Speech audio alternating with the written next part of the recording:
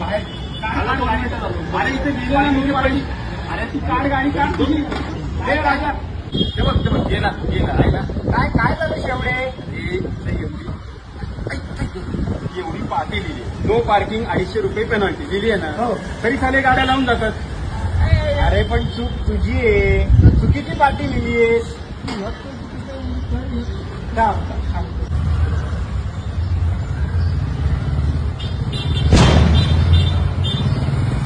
हो ये जाऊ अरे लाव अरे गाडी मी असा कसा वेगळा. मी असा कसा